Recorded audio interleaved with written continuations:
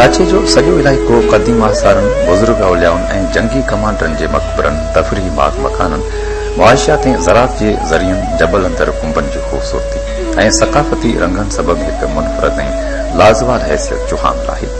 क़दीम आसारनि जे माहिरनि काछे में अहिड़ा माग बि दरियाफ़्त कया आहिनि जेके मुंहनि जो दड़ो ऐं आमरी जी तहज़ीब सां पंहिंजो वास्तो ज़ाहिर कनि था, जिन में मारीखड़, बुलू पुठी, अलीमुराद शाहानी, गुरांडी जो क़ब्रिस्तान, मियां नसीर मोहम्मद जो क़ब्रिस्तान, मीरन जो क़ब्रिस्तान, बायज़ जो इंतिहाई क़दीम क़ब्रिस्तान, रोमिन जो क़ब्रिस्तान, ज़रतश्त आसार, ठुल्ह खां छिनी ऐं छिनी खां गाजी शाह ताईं टकरियुनि ते ठहियल वॾा ऐं अवाइली क़ब्रिस्तान क़ाबिल ज़िक्र आहिनि।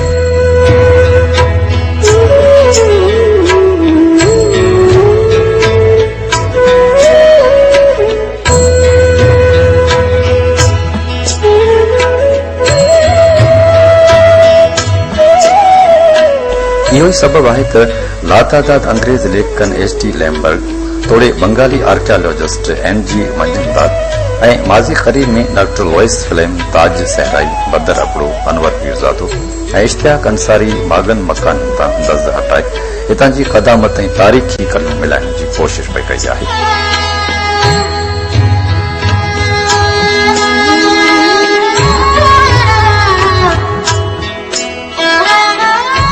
काछे जे जाबलू सिलसिलनि नए गाज भरिसां वाक़िए टालपुर हुक्मरान जी आख़िरी आरामगाह जेका मीर अलहयार टालपुर जे क़ब्रिस्तान जे नाले सां मशहूर आहे, कलोड़नि जे दौर जे हिन तारीख़ी क़ब्रिस्तान में मीर अलहयार टालपुर, मीर सुलेमान उर्फ कक्को ऐं मीर माणिक टालपुर समेत टालपुर ख़ानदान जा केतिरा ई चश्मो चराग दफ़न थियल आहिनि। चयो पियो वञे त मियां नसीर मोहम्मद जॾहिं ग्वालियर जेल मां आज़ादी माणे वापसि मोटियो तॾहिं माणकानी टालपुर संदसि बांह ॿेली हुआ, जिन खे मियां नसीर मोहम्मद हेठीं डिग खां मथीं डिग ताईं जागीरूं टालपुरनि हवाले कयूं। टालपुर हुक्मरान इंतिहाई इंसाफ़ ऐं अमन पसंद हुआ जेके ॾोही खे ॾोही करार ॾींदा हुआ। पूरो जोही तालको मीरनि जी जागीर हुयो। मीर अलहयार टालपुर जे तारीख़ी क़ब्रिस्तान में मौजूद पंहिंजो मक़बरो पंहिंजे हथनि सां पान ठारायो हुयो। क़ब्रिस्तान में ॿिनि क़िस्मनि जूं क़ब्रूं आहिनि, हिकु लसियूं ऐं ॿियूं नोकदार, जंहिं लाइ चयो पियो वञे त लसियूं क़ब्रूं औरतुनि ऐं नोकदार मर्दनि जूं आहिनि। क़ब्रिस्तान जी सार संभाल न थियण करे तारीख़ी क़ब्रूं तेज़ी सां मुस्मार थी रहियूं आहिनि। क़ब्रिस्तान भरिसां वहंदड़ नए गाज जे वहकिरे सबबि हिन वक़्त ताईं 400 खां वधीक तारीख़ी क़ब्रूं खजी वयूं आहिनि। काछे जी ही कंधी जॾहिं उन ते असीं उन जी तारीख़, उन जे इतिहास ते नज़र विझूं था त निहायत क़दीम आहे। उन जो पहिरियों जेको सबब चऊं या दलील चऊं उहो सिंधुअ जो क़दीम वहकिरो हितां थिए थो, जंहिं जे नतीजे में मंछर ढंढ जुड़ी। उन क़दीम पत्थर जे दौर खां वठी अंग्रेज़नि जे दौर ताईं काछे जी कंधीअ सां ख़ासि तौर ते शहदाद कोट खां छिनी ताईं, यानी दादू ज़िले जे तालकी जोही जे ॻोठ छिनी ताईं जॾहिं असीं ॾिसूं था त क़दीम पत्थर जे दौर खां वठी अंग्रेज़नि जे दौर ताईं हिते तारीख़ी माग मौजूद आहिनि। गोरख हिल स्टेशन जेका मां सम्झां थो त सिंध जी इंतिहाई ख़ूबसूरत तरीन हिकिड़ो माग आहे ऐं थधो तरीन हिकिड़ो माग आहे, उहो ख़ुदि बदहली जो शिकार आहे। त हिन जेको आर्ट जे हवाले सां न्यूलिथिक खां वठी यानी जेको लिखतूं आहिनि, उन्हनि लिखतुनि खे जे इर्द गिर्द जेका माथिरी आहे, जेको माग आहिनि, उहो एॾा पिटासर जो माग आहे, इंतिहाई ख़ूबसूरत माग आहे। उनखे जेकर सयाहत ऐं सकाफ़त खां अलावा, तारीख़ खां अलावा सयाहत जे लाइक़ बणा वञे त मां सम्झां थो त असांजी काछे जी ख़ुसूसन ही पटी निहायत अहम ऐं हिकिड़ी घुमण लाइक़ बणिजी सघे थी।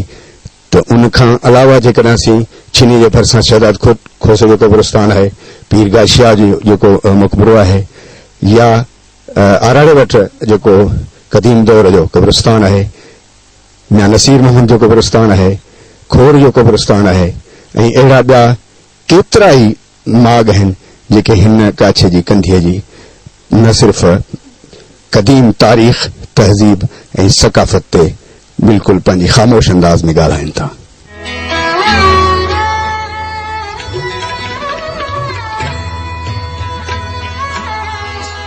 काछे जे ॻोठ हलेले भरिसां जाबलू चोटी ते वाक़िअ हिकु ॿियो तारीख़ी क़ब्रिस्तान इस्माइल फ़क़ीर आहे, जंहिंखे ज़रतश्त क़बीले सां वाबस्तगी रखंदड़नि जो क़ब्रिस्तान चयो वञे थो, जेके पंहिंजे मज़हबी अक़ीदे मूजिबि धरतीअ खे पाक ऐं इंसान खे नापाक सम्झंदा हुआ। उन करे मुर्दे खे दफ़न करण बजाए संदसि लाश खे ऊचाई वारी जाइ यानी टेम्पल ते रखंदा हुआ, जेको गिज पखी जंहिंखे हू भाग वारो सम्झंदा हुआ खे खाराईंदा हुआ। 200 क़बल मसीह ताईं सासानियुनि जो दौर रहियो आहे, जंहिंखां पोइ ईसवी दौर 637 ईस्वी में जंग कादसिया में ज़रतश्त मज़हब सां तालुक़ रखंदड़ माण्हू सेंट्रल एशिया, तिब्बत, चीन ऐं हिंदुस्तान ताईं फहिलिया। काछे में ज़रतश्त क़बीले जे माण्हुनि जो अचनि सेंट्रल एशिया खां काबुल जे पहाड़ी ऐं ईरान जे खुश्की रस्ते नज़र अचे थो। काछे में मौजूद ज़रतश्त क़ब्रिस्तान, जंहिंजी सार संभाल न थियण करे तेज़ी सां मुस्मार थी रहियो आहे। इन क़ब्रिस्तान में हिन वक़्तु घणे भाङे तारीख़ी क़बरूं भॼी ॻोरी वयूं आहिनि। काछे में ज़रतश्त मज़हब सां तालुक़ रखंदड़नि जी क़बरुनि मथां पत्थर ते उकर वारो कमु रूमी आर्ट जो नादिर नमूनो आहे। हिते मिलियल लिखतुनि मां अंदाज़ो कयो वञे थो त उहे लॻभॻि 400 क़बल मसीह खां 200 क़बल मसीह जे दौर जूं आहिनि। वाही पांथी जे ॾखण में मौजूद क़बरुनि मां हिकु क़बर जे पुतबे ते उभरियल अंदाज़ में उकरियल अखरनि मला महमद रादो कलमूद तराश राज मुरादिया कलमूद तराश परिया महादीन पुख्तो दलील आहे त उहे क़बरूं ज़रतश्ती या पारसी मज़हब सां तालुक़ रखंदड़नि जूं आहिनि। नए हवेलीअ जे किनारे ते टकरीअ जी मथां ते इस्माइल फ़क़ीर जी चबूतरी या छटरी या मज़ार वटि बीठल आहियूं। इस्माइल फ़क़ीर जे क़ब्र जे नमूने सां मिलंदड़ जुलंदड़ या हिन क़ब्रिस्तान में मौजूद क़बरुनि जी जेका मुशाबहत आहे सा ॻोठ वाही पांडीअ जे ओलह में टकरियुनि जे मथां ते ॿिनि दौरनि जो क़बरूं जिनखे रूमियुनि जी क़बरुनि सां ॼातो या सुञातो वञे थो उते मौजूद आहिनि। इन खां अलावा अहिड़नि क़बरुनि सां मुशाबहत या उन्हनि सां उन दौर जो सां तालुक़ रखंदड़ हिन पहाड़ी सिलसिले में गबरबंद भी आहिनि। हिननि क़बरुनि जे अदावत उन ते नक्श निगारी या उन्हनि ते जेको लिखतूं आहिनि उन लिखतुनि जी निस्बत सां इहो त ही जेको क़बरूं या हिन नमूने जूं क़बरूं जेके आहिनि से हिकिड़े ज़रदश्ती ईरान जे क़दीम मज़हब ज़रदश्त जे पोइलॻनि जो हिकु मज़हब या जंहिंखे पोइ पारसी जे हवाले सां ॼातो वियो उन्हनि सां तालुक़ रखंदड़ इन्हनि क़बरुनि जो जेको आहे दौर ॼाणे सघिजे थो। इन लाइ हिकिड़ी ॻाल्हि अहम आहे त ॻोठ वाही पांधीअ जे ओलह में टकरियुनि ते मौजूद जेके क़बरूं आहिनि उन्हनि क़बरुनि मां हिकिड़ी क़बर ते फारसीअ में हिकिड़ो स्क्रिप्ट या लिखत मौजूद आहे पत्थर ते जंहिंमें मुला मोहम्मद राज़ो कलमून तराश उन में बहादीन हिकिड़ो अखर मौजूद आहे। जंग कादसिया में जॾहिं मुस्लमाननि ईरान ते हमलो कयो हो तॾहिं उनखे गबर सॾियो वियो हो ऐं उन नतीजे में उन्हनि पारसनि या ज़रतश्तिन पाण खे बहादीन कोठियो हो। गबर जी माना है नास्तिक काफ़िर, जॾहिं त बहादीन लफ़्ज़ जी माना ताज़े या नए मज़हब या सुठे मज़हब वारा जी ॼाणे वई आहे। असां जेकॾहिं तारीख़ जा वर्क वराईंदासीं त असांजे संद ते तक़रीबन इहे सम्झो त 1200 क़बल मसीह खां वठी वेंदे 600 क़बल मसीह ताईं ब्राह्मणनि जो उरूज रहियो आहे, माना ब्राह्मण इहे हिते रहिया आहिनि ऐं उन दौर में This time check is brought to you by हर तरह जे फिक्र खां आजाद बेहतरीन पैकेज ऐं कॉल रेट सां गॾु ज़ोन पोस्ट पेड जेको आहे उही ज़ात पात वारो जेको मां ज़िक्र कयो उरूज हुयो। पर इन दौर में जॾहिं असांजो महात्मा गौतम बुद्ध हज़रत ईसा जे ॼमण खां तक़रीबन 500 या 550 साल अॻु पैदा थियो आहे, यानी इन वक़्त ताईं ब्रह्मण दौर जो हिते उरूज हुयो।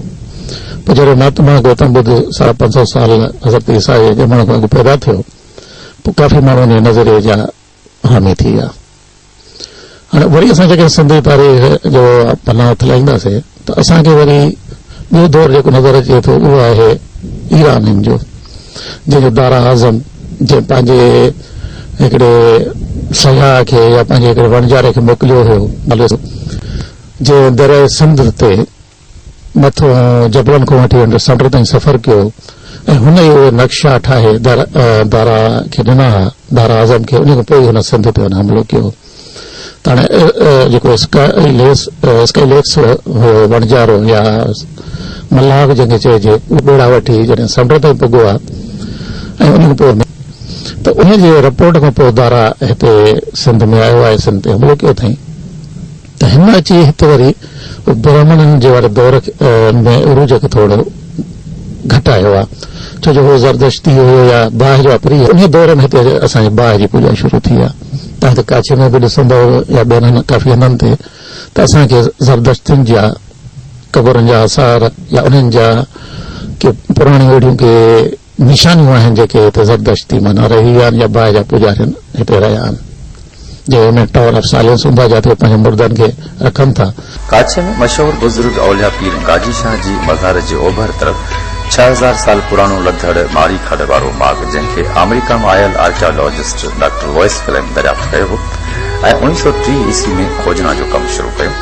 हिन तारीख़ी दड़े मां लधल पत्थर जा ठहियल मणका जेके ॿिनि नमूननि जा आहिनि, हिकु वॾा ऐं ॿिया सन्हा मणका मिलिया आहिनि। इन खां अलावा रांदीका, चाकू, ढगे जा बोता जेके मोहन जे दड़े ऐं आमरी जे दड़े सां मुनासिबत रखनि था।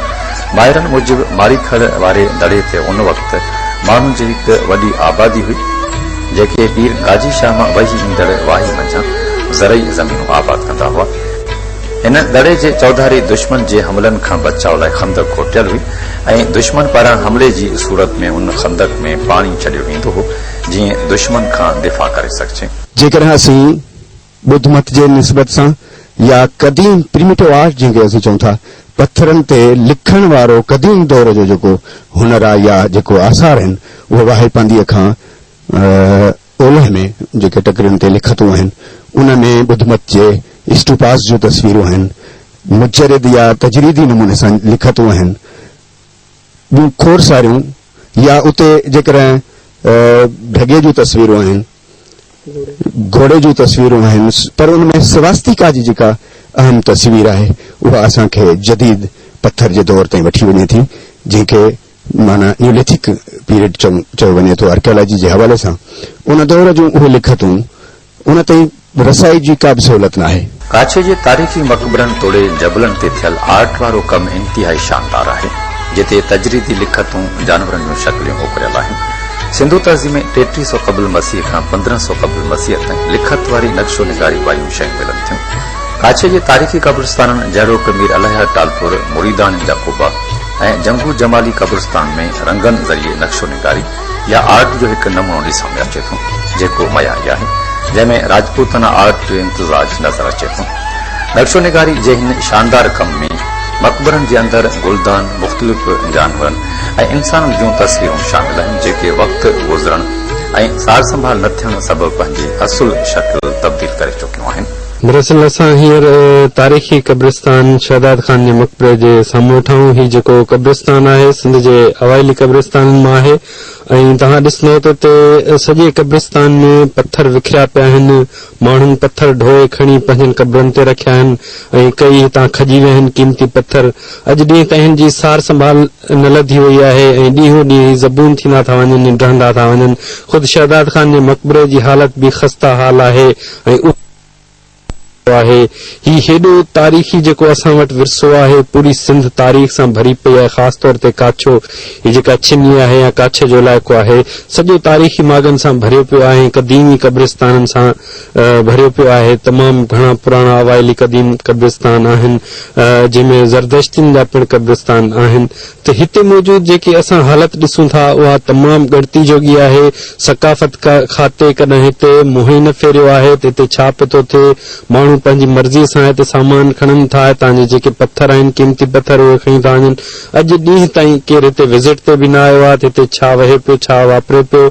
सिंध जो सकाफ़त खाते खे हितां जे माॻनि जी सार लहणु घुर्जे, क़ब्रिस्तान तारीख़ी उन्हनि खे प्रिज़र्व करणु घुर्जे, ताकी असांजी सिंध या असांजो ईंदड़ नस्ल हिन क़ीमती हिन विरसे असासे खे कम अज़ कम ॾिसी सघे ऐं उन ते हिकिड़ी फ़ख्र करे सघे थी। असांजी सिंध एॾी क़दीमी ऐं रिच आहे। हार संभाल कोन हुयो, तंहिंजे करे मस्जिदनि जा हूंदा, तंहिंजे करे वॾा ॻाल्हि कंदा हुआ, टेम जा आहिनि, को अॼु को दौर जा न आहिनि। खोसनि जो बादशाह हूंदो हो, उन वक़्त खां वठी जेके कुबा ॾिसूं हो न उन दौर जा आहिनि। जी हा। अच्छा, माना पोइ हिनजी सार संभाल थिए थी? सार संभाल अहिड़ो कोन्हे को हुकूमत को करे को मालिक अलाए के वक़्त थिया विया त हाणे को ख़बर ई कोन्हे को। अच्छा, पोइ हिते हे सफ़ा तबाह थी वियो आहे? ख़ुदा खे ख़बर आहे, पोइ हुनजो को कारवाई कोन्हे, कंहिंखे वधीक ख़बर असांखे बि कोन्हे को।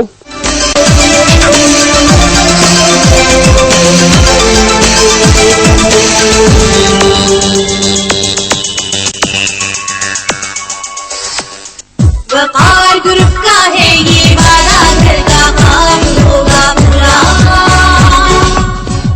ऐं हा, घटि आमदनी वारनि लाइ हिकु अवामी पैकेज वकार हाइट्स।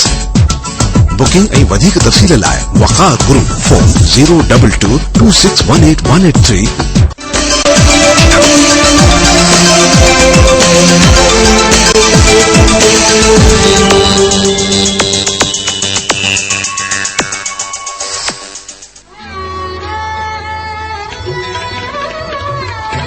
काछे अंदर बुद्ध मत दौर में पहिरीं सदी खां 20 सदी ताईं जा जोड़ायल तारीख़ी ठुल या स्तूप हिन वक़्तु इंतिहाई बदहाली जो शिकार बनियल आहिनि, जिन जी सार संभाल लहण वारो केर बि नाहे। नतीजे में मक़ामी ॻोठाणा तोड़े सैरो तफ़रीह लाइ ईंदड़ कुझु माण्हू इन्हनि तारीख़ी विरसनि मां सिरूं ऐं ॿियो सामान कढी अवाइली आसारनि जी लताड़ करे रहिया आहिनि। काछे अंदर हिननि तारीख़ी ऐं अवाइली ठुलनि जी तामीर बाबति ॿुधाए पियो वञे त उहे ठुल बुद्ध मत मज़हब सां तालुक़ रखंदड़ इबादतगाह तौर ते तामीर कराया, जेके तारीख़ी तौर ते मौर्य घराणे खां दरियामण घराणे ताईं सिंधु दरिया जे ओलहंदे या उभरंदे किनारे तोड़े खीरथर जे पहाड़ी सिलसिलनि में इबादतगाह तौर जोड़ाया विया। चचनामे जी रोशनी में काछे जो इलाइक़ो बुद्ध मत जे क़ाइल माण्हुनि जो गढ़ रहियो आहे। काछे में मौजूद उहे ठुल हैरो खान, कस्बो, शादन, मज़ार भुरगड़ी, गोलो फकीर, नजब शाह जो मकान ऐं गुल मोहम्मद गंब समेत ॿियनि हंधनि ते मौजूद आहिनि, पर मौसमी असरनि ऐं सार संभाल न थियण सबबि तेज़ी सां मुसमार थी रहिया आहिनि। इन्हनि तारीख़ी ठुलनि जी ऊचाई 50 खां 60 फुटनि ताईं आहे, जेके हेठां खां चीकी मिट्टी जा ठहियल आहिनि, जॾहिं त संदन ऊचाई वारे हिसे खे पटियुनि सिरुनि सां जोड़ाए पियो आहे, जंहिं लाइ चयो पियो वञे त बुद्ध मज़हब सां तालुक़ रखंदड़ माण्हू उन जाइ खे मज़हबी इबादतगाह तौरु इस्तेमालु करण सां गॾु उते मज़हबी किताब तोड़े ॿियूं शयूं लिकाए रखंदा हुआ। सॼो काछो हज़ारे साल पुराणो तारीख़ी मकान सां भरियो पियो आहे। उनमें काफ़ी हिते यून कासो सावड़े जे भरिसां काहन जो दड़ो आहे, बहिल शाह जे भरिसां जेको कलोई दड़ो जे बि नाले सां मशहूरु आहे, तमामु पुराणो आहे। ऐं गादशाह जो जेकी दड़ो आहे, ॿियूं ही जेकी खीथर जो सिलसिलो आहे, इन सभनि जे तादाद में हिस्टोरिकल जायूं आहिनि। गुंजो जबल आहे ऐं उनखां अलावा जेकी ही स्टोपा जेकी ठुल आहिनि से बि माना ॿुधिया दौर जूं जेकी आहिनि निशानियूं या खणी चइजे त उन दौर जा जेकी इबादत जे लाइ ठाहिया विया हुआ। पोइ मुख़्तलिफ़ ज़मान जा लाहा चाढ़ा आया, हुकूमतूं आयूं ऐं जेको आहे सो सभु को पंहिंजे उन दौर जे निस्बत सां जेको आहे उन ते नाला पिया। ऐं अंग्रेज़नि जे दौर में उन्हनि जी जेका आहे सा थोरी घणी थी। हींअर जेका आहे त हिननि जी हालत तमामु ख़राबु आहे। गवर्नमेंट जे हवाले सां उन्हनि जी का बि सार संभाल न आहे। कई माना ॾहाके तादाद में हिन काछे में स्टोपा जेकी ठुल चऊं था असां उहे हुया जेकी हींअर काफ़ी तबाह थी विया। बाक़ी चंद हिकु अधु जेकी आहिनि उहे अञा आहिनि, उहे माना रिपेयरेबल आहिनि, जेकर उन्हनि ते हुकूमत ध्यानु ॾिए त तमामु सुठी ॻाल्हि आहे, हिस्टोरिकल जी बचा थी सघे। बिल्कुलु असां पंहिंजे यूनियन काउंसिल में उहे करारदादूं पास कयूं आहिनि, उहे असां मथे रिपोर्टूं मोकिलियूं आहिनि। जेको आहे सो उन्हनि ते अञा ताईं असांखे को रिस्पॉन्स न मिलियो आहे। बाक़ी यूनियन काउंसिल जे हवाले सां एतिरा फंड्स न आहिनि जो उन्हनि ते असां एतिरो घणो कुझु करे सघूं। बाक़ी सफ़ाई सुथराई आहे इन हवाले सां जेको जेको असां खां थी सघे थो पंहिंजे यूनियन कौंसिल जे हिसाब सां उहो असां कयूं था। बाक़ी ही तमामु माना तारीख़ी हिते कब्रिस्तान बि आहिनि जेकी हुकूमत जे सार संभाल रहण हिते अञा थियो कुझु न आहे। सिंध में उन दौर में हिते बाहि जा पुजारी मिलनि था जिन जा असां ज़िक्र अॻे कयोसीं त हिते आहिनि। हाणे उन खां पोइ असां वटि हिते सिंध में जेके आया आहिनि पोइ वरी यूनानी आया आहिनि। यूनानी सिकंदर आज़म आयो आहे।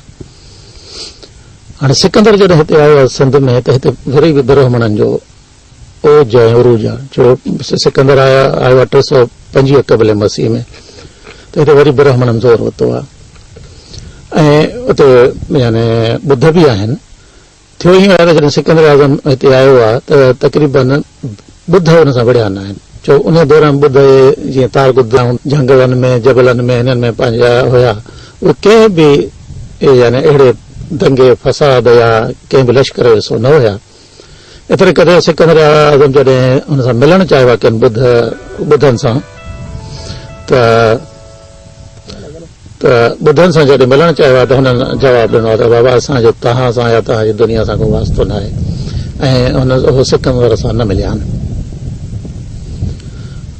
उन जाइ ते ब्राह्मण जेके आहिनि उहे सिकंदर सां बाक़ाइदा जंग विढ़िया आहिनि। हाणे इन में तव्हां अंदाज़ो कयो त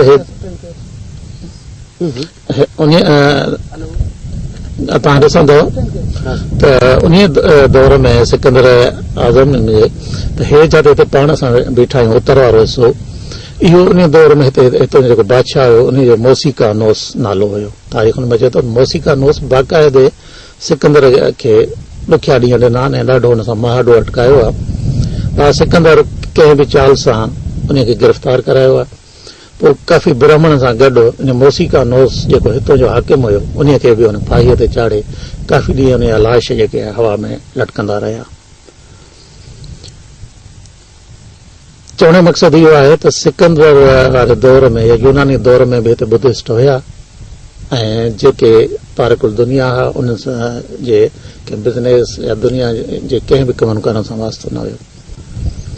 अॻिते असां पोइ जॾहिं ॾिसूं था त जॾहिं बुद्ध खे या ॿुधनि खे हिते जेको रूज मिले थो उहो आहे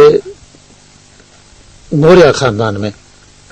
चंद्रगुप्त मौर्य जेको चवनि था त हिंदुस्तान जी रियासत मगध उन जो नंद राजा उन जो कोई था चवनि जनरल हुयो के पिया चवनि उन जो नाजाइज़ ॿार हो। बहरहाल उहो उतां उन मगध जे बादशाह नंद खां कावड़ियो आहे या कंहिं ॻाल्हि ते नाराज़ थी उहो हिते आयो आहे हिन ख़िते में ख़ासि तौर टेक्सीला में। ऐं टेक्सीला में उहो पढ़ियो बि आहे टेक्सीला में उते रहियो बि आहे ऐं इन खे मौर्य इन करे था चवनि चंद्रगुप्त मौर्य त उन माउ जेका आई उहा मोर पालींदी उनखे मोर पालण जो शौक़ु हुयो इन करे उहो मौर्य सॾ ॾियण लॻा। त हाणे हिते जॾहिं हे टेक्सीला में आयो आहे चंद्रगुप्त मौर्य त उते हुनजी वाक़फ़ियत या मुलाक़ात थी आहे कोटेला या जंहिंखे चांक्या सॾनि था जंहिंजो किताबु लिखियलु आहे अर्थशास्त्र। अॼु जे दौर में बि अर्थशास्त्र इहो असांजो त हिकिड़ो गाइड बुक आहे जंहिंमें तव्हांखे हर क़िस्म जो सुवाल मिली वेंदो। मिसाल जो तव्हां हुकूमत कीअं हलायो, तव्हां शहर कीअं आबाद कयो, शहर जेकॾहिं आहे त उन प्लानिंग कीअं कयो, फलाणी बीमारी में छा कयो, तोहफ़ो कंहिं मुल्क ॾे मोकिलियो त कहिड़े क़िस्म जो मोकिलियो। मतिलबु हिकिड़ो गाइड बुक आहे। या हूअं बि असां तव्हां जेकॾहिं ॾिसंदा त हिकिड़ा तारीख़ में चंद किताब अहिड़ा आहिनि जेके लाफ़ानी किताब आहिनि जेके अॼु ॾींहं ताईं काफ़ी डिक्टेटरनि जा हिकिड़ा गाइड बुक आहिनि जंहिंमें अर्थशास्त्र आहे या हिन जो मिकावलीअ जो द प्रिंस जेको किताबु आहे या हिन जो आहे बहरहाल मुंहिंजो नालो ज़हन में अची वेंदो हिन जो टियों किताब हिकिड़ो आहे सियासतनामा।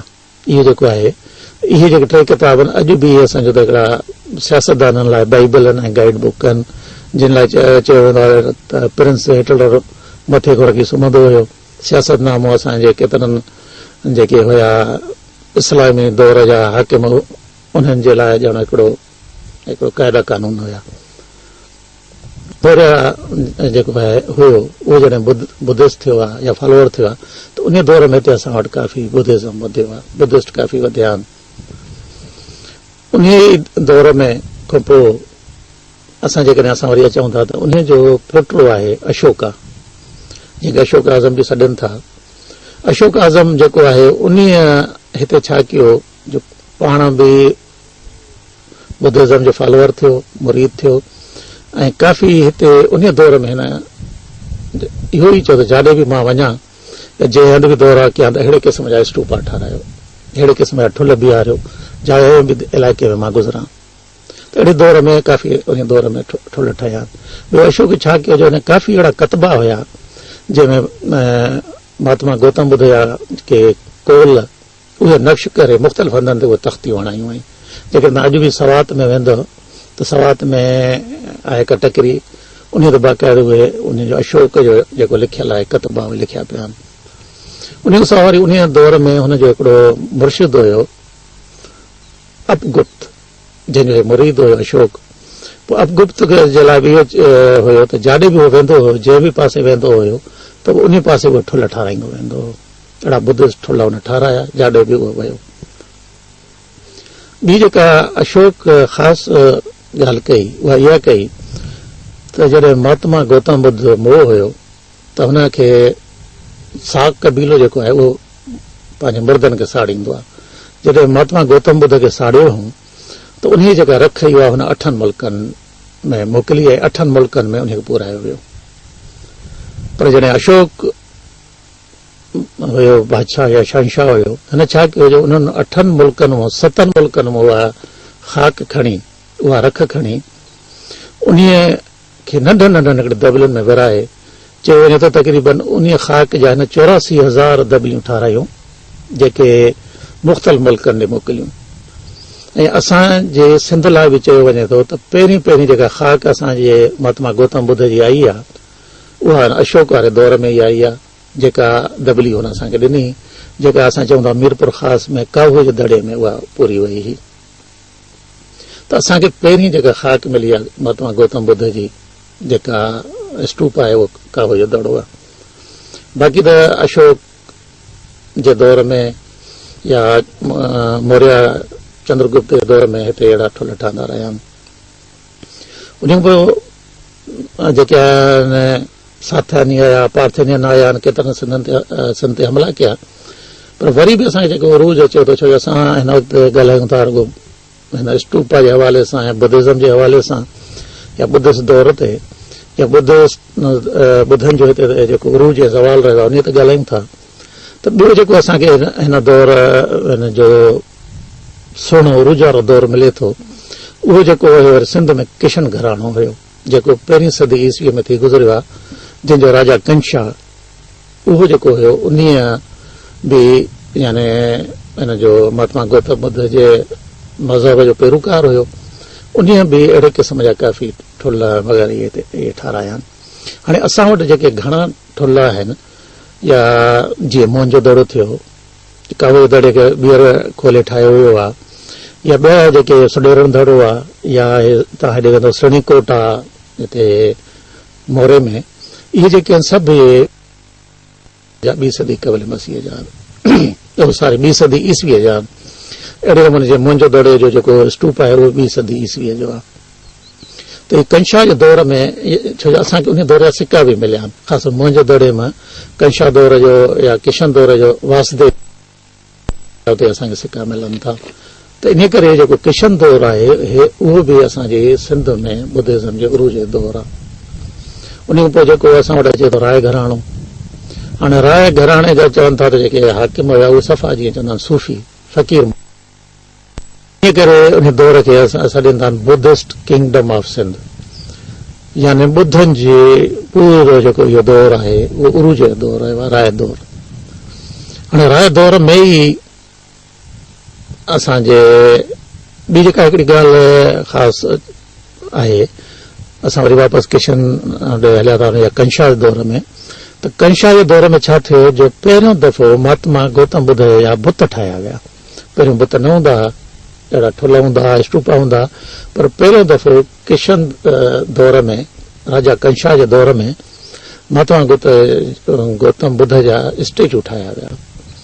ऐं उहे स्टेचू गंधारा आर्ट सॾिजे थी, जेका अॼु बि तव्हां टेक्सीला जे म्यूज़ियम में वेंदव त इहा गंधारा आर्ट सॾिबी आहे। ऐं गंधारा लफ़्ज़ कंधार में ई निकितल आहे, माना इहा कंधार में ई हिते आई ऐं कंधारा जे करे इहा गंधारा आर्ट। त उन दौर में पहिरियों असांजा माता गौतम बुद्ध जा हिते असां बुत ठाहे ऐं उनखे पूॼण शुरू कयो। सो राय घराणे जो ज़िक्र पिया कयूं त राय घराणे जेको आहे उहो बाक़ाइदे असांजे सिंध में ॿुध दौर जो हिकिड़ो उरूज रहियो आहे। उन खां पोइ असां वटि ब्राह्मण दौर अचे थो। हाणे ब्राह्मण दौर इहो ई आहे त राय दौर में जेको आख़िरी हुनजो राजा आयो राय साहसी ऐं जेके हुया ब्राह्मण हुया चच, इहो अरोड़ जे जेके मंदर जो पुरोहित हुयो या तुंहिंजो ॿाओ हुयो, कहिड़े तरीक़े सां हुननि जो राय ख़ानदान सां हुनजो तालुक़ थिए थो ऐं कहिड़े नमूने उहो हुन शहज़ादी आहे जेका राणियुनि सां शादी करे थो ऐं हुकूमत ते कब्ज़ो करे थो। त हाणे ब्राह्मण दौर में वरी छा थो थिए जो असांजे जेके बुद्धिस्ट आहिनि उन्हनि ते वरी हिकिड़ो जीअं चइबो ज़वाल शुरू थिए थो। त इन ज़वाल जे दौरान ई तव्हां ॾिसो था त सिंध में अरब अचनि था, या ब्राह्मण दौर में ई राजा ॾाहिर ऐं चच आया वारे इन दौर में ई सिंध ते अरब हमिलो कनि था। उन जा जवाब छा आहिनि, मुख़्तलिफ़ तारीख़दार मुख़्तलिफ़ ॿुधाइनि था। सिंध ते हमिलो कयो आहे त वरी बि हिते असां वटि जेको हेठियों जेको ॻाल्हि आहे इहा ई आहे त ब्राह्मण ऐं ॿुधनि जो पाण में चपकलश आहे, उन्हनि में पाण में नफ़रतूं आहिनि। इन करे जॾहिं मोहम्मद बिन कासिम हिते सिंध में आयो आहे त को बि बुद्धिस्ट उन सां विढ़ियो न आहे, को बि ॿुध उन सां अटकियो न आहे, पर ब्राह्मणनि उन सां माहडो अटकायो आहे। जेके बि बुद्धिस्ट असांजा शहर हुया एतिरे क़दुरु जो जेकॾहिं उहे इस्लामी लश्कर या अरब लश्कर वेझो पियो अचे त उहे ॿाहिरि वञी हुनखे चाबियूं उन शहर जे हवाले पिया करे छॾनि। जेकॾहिं असीं क़ब्र मसीह में सासानी दौर जूं या उन सां मुशाबहत रखंदड़ रोमियुनि जूं क़बरूं आहिनि, उन खां पोइ जेकॾहिं असीं राय साहसी यानी मौर्या घराणे खां पोइ साहसी घराणे जेके राय घराणे असीं चऊं था, राय घराणे खां पोइ ब्राह्मण घराणो आहे। ब्राह्मण घराणे में जेको सिंध जो ॿुध या पुरगुणो चयो वियो उहो उनजी जॾहिं असां चचनामे जी बयान जी रोशनीअ में जाग्राफी ॾिसूं था त उहो दादू ज़िले जे ॻोठ टन रहीम ख़ान या छिनी खां वठी जॾहिं उत्तर में हलिया वेंदासीं त उनजो जी निस्बत जेका आहे सा बलूचिस्तान जे सिब्बी असांजे सिंध जे कमबाद या शहदाद कोट ताईं काछे जी कंधीअ जो हिकिड़ो अचे थो। त हिते जेके बि तारीख़ माग आहिनि ख़ासि तौर ते अरबन जे दौर में सेसम जो किलो आहे या मंशुर आहे, कारो कोट आहे। उन खां पोइ जॾहिं कलोड़नि जे दौर ते अचूं था त म्यावाल तहरीक जो म्या नसीर जे दौर में ही काछे जो इलाइक़ो, पर ख़ासि तौर ते जो ही वारो या ज़िले दादूअ वारो ही माग या ही काछे वारो इलाइक़ो या पट्टी उनजो तमामु अहम मर्कज़ रहियो। ऐं ईअं खणी चइजे त जेका पहिरीं मुग़लनि ख़िलाफ़ म्यावाल तहरीक जे नतीजे में जेका पहिरीं उबूरी हुकूमत म्या नसीर क़ाइमु कई हुआ हिन इलाइक़े में हुई। त हाणे इन सां खां पोइ जेकॾहिं टालपुर दौर ते ॾिसूं था त टालपुरनि जे दौर जो माणकानी टालपुरनि सां तालुक़ रखंदड़ मीर अलहयार ख़ान टालपुर, मीर छुटो ख़ान टालपुर, उन्हनि जो जेको टिकबाला जे भरिसां कब्रिस्तान आहे उहो बि हींअर ख़स्ता हाली जो शिकार आहे।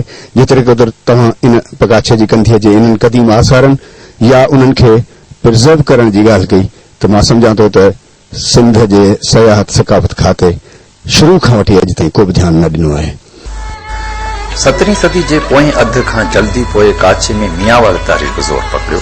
मियां नसीर मोहम्मद जेको मियांवाल तहरीक जो बुनियाद विझंदड़ रूह रवां हुयो, मियां नसीर मोहम्मद जी कमांड में मुग़लनि ऐं उन जे हवारियुनि खे सिंध मां तरे कढण लाइ शहदाद कोट खां मंछर ताईं पूरे काछे में जंगी हिकमत अमली ज़रिए धारियुनि दलालनि लाइ धरती तंग करे छॾी।